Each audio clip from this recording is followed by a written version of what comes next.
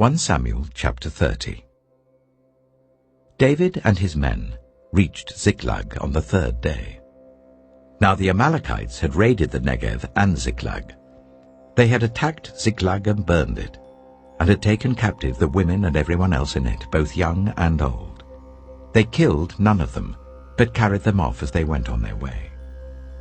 When David and his men reached Ziklag, they found it destroyed by fire, and their wives and sons and daughters taken captive. So David and his men wept aloud until they had no strength left to weep. David's 2 wives had been captured, Ahinoam of Jezreel and Abigail the widow of Nabal of Carmel.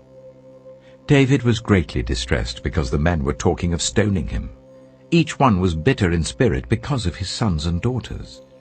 But David found strength in the Lord his God. Then David said to Abiathar the priest, the son of Ahimelech, "Bring me the ephod."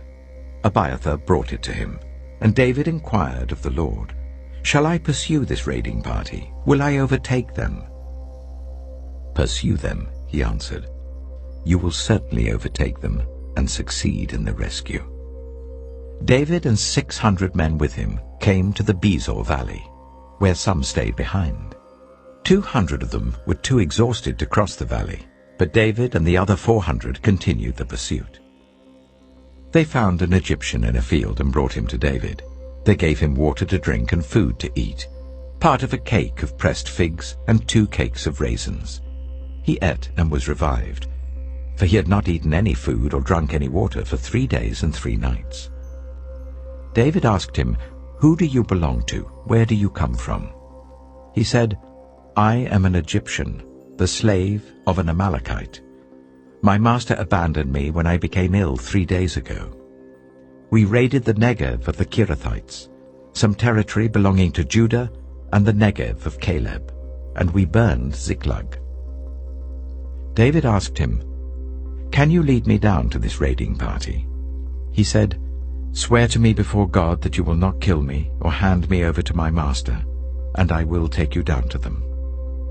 He led David down, and there they were, scattered over the countryside, eating, drinking, and reveling because of the great amount of plunder they had taken from the land of the Philistines and from Judah.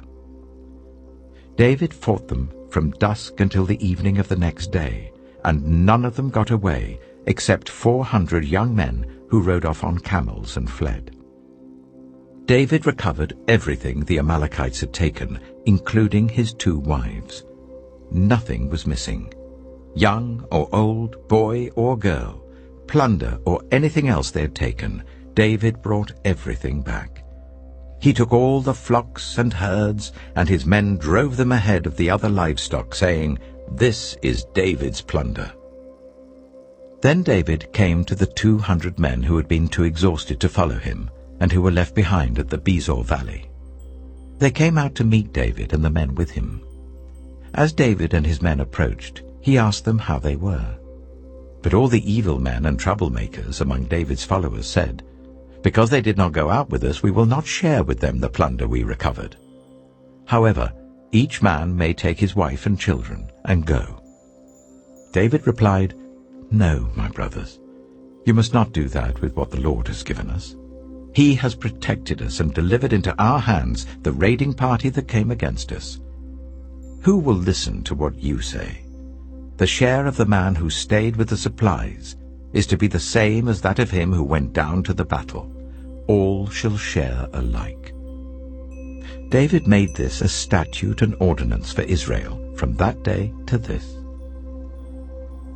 When David reached Ziklag, he sent some of the plunder to the elders of Judah who were his friends, saying, "Here is a gift for you from the plunder of the Lord's enemies."